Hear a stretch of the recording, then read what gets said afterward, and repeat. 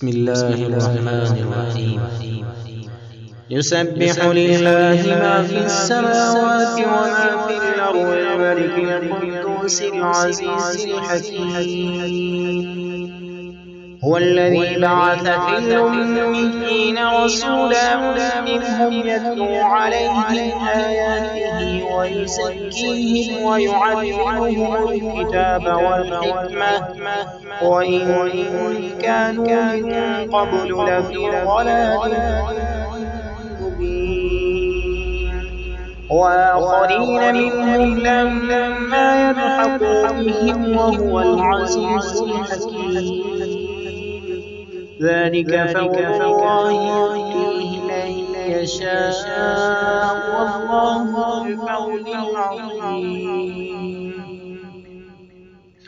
مثل الذين حملوا التوراة ثم لم يحملوها كمثل الحمار يحمل أسفارا بئس مثل القوم الذين كذبوا بآيات الله والله لا يهدي القوم الظالمين.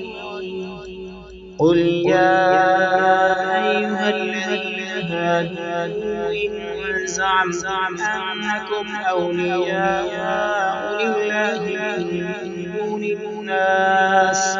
من دون الناس فتمنوا الموت إن كنتم صادقين ولا يتمنونه أبدا بما قدمت أيديهم والله عليم بالظالمين.